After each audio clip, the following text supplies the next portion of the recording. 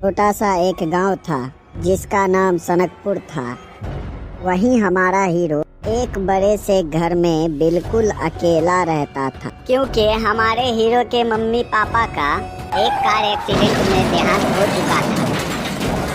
फिर हमारा हीरो इसी गांव के एक गरीब लड़की से अचानक शादी कर लेता है। अपनी दुल्हन को कार में बिठाकर अपने घर लाता है। हमारी हीरोइन बहुत खुश थी। इतने बड़े घराने की बहू बनके अचानक से नजर सामने के दीवार पे जाती है।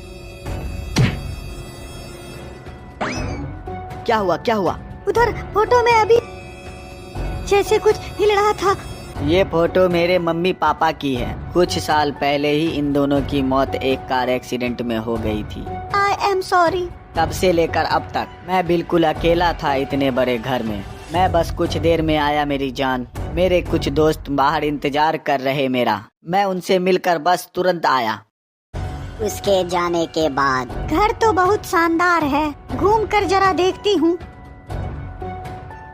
तभी अचानक अंदर से किसी के बात करने की आवाज आती है। मगर राज ने तो कहा था कि अकेला रहता है इस घर में। जैसे ही वो दरवाजा खोलती है, सामने बैठे लोगों में से एक गुस्से में खड़ा होता है और बोलता है, तुम्हारी आखिर हिम्मत कैसे हुई बिना दरवाजा खटखटाए अंदर आने की? जी मुझे पता नहीं था, मुझे माफ कर दे। सब हैरान थे, आखिर ये कैसे हो सकता है। तभी अचानक से बिजली कट जाती है और चारों तरफ अंधेरा छा जाता है। तभी पीछे से कोई हाथ हमारे हीरोइन के कंधे पे रखता है। जैसे ही वो पीछे मुड़ के देखती है, सामने राज खड़ा होता है।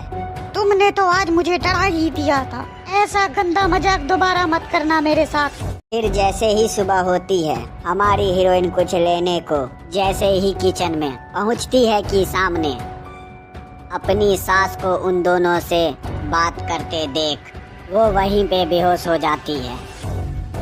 इतने में राज भी वहां पहुंच जाता है। थोड़ी देर बाद जब अचानक से उसको होश आता है। क्या हुआ? मैंने वहाँ किचन में आपके मम्मी को दो जनों से बात करते देखा। तुमको जरूर वहम हुआ होगा। तुम अभी आराम करो।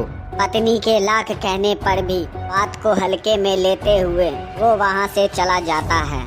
जब कुछ दिन बाद हॉस्पिटल से ठीक होकर हमारी हीरोइन जैसे ही वापस घर आई।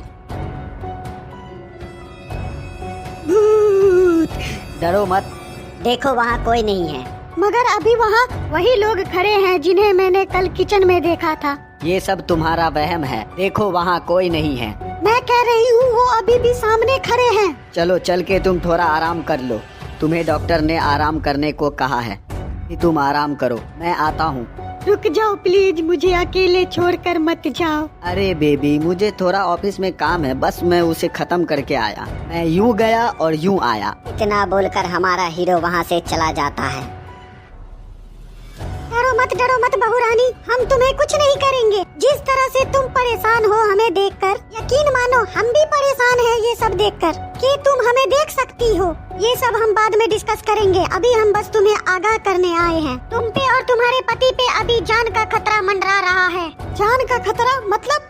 राज का एक बिजनेस पार्टनर है जो उसे मारकर उसकी सारी जायदाद हड़प लेना चाहता है। वो उसे नया प्लॉट दिखाने के बहाने कल जंगल ले जाएगा और वहीं उसका काम तमाम कर देगा। बहू रानी, तुम्हें किसी तरह से हमारे बेटे को बचाना पड़ेगा। बेबी, मैं घर आ गया। देखा, तुम खामेखा डर रही थी। मैं गया और आ भी गया। मगर वो सब अरे छोड़ो अभी इन यही... बातों को। तुम्हारे लिए एक गुड न्यूज है।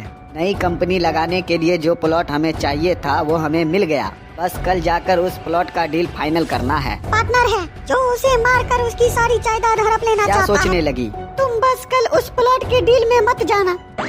क्या कह रही हो? अगर मैं वहाँ नहीं गया तो लाखों का नुकसान हो जाएगा। तो हो जाने दो लाखों का नुकसान, मगर तुम नहीं जाओगे। कैसे बच्चों जैसी बातें करती हो? मैं इन सब बातों में नहीं मानता।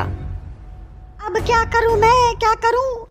अगली शाम हमारा हीरो बीबी के लाख मना करने के बावजूद अपने पार्टनर के साथ प्लॉट का डील फाइनल करने आ जाता है। जैसे ही हमारा हीरो गाड़ी से उतरता है, उसके पार्टनर का एक चमचा उसे बंदूक के नोक पर ले लेता है।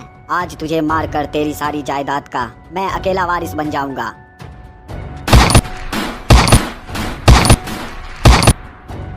हेड्स अप, आपको पुलिस ने चारों तरफ से घेर लिया है। अगर आप अपनी खैरियत चाहते हो तो इसी वक्त हथियार फेंक कर खुद को कानून के हवाले कर दो। आखिर तुमको ये सब पहले से कैसे मालूम था? क्योंकि मेरी सास एक भूत है। इस वीडियो का अगला भाग देखने के लिए प्लीज लाइक एंड सब्सक्राइब जरूर करें। धन्यवाद।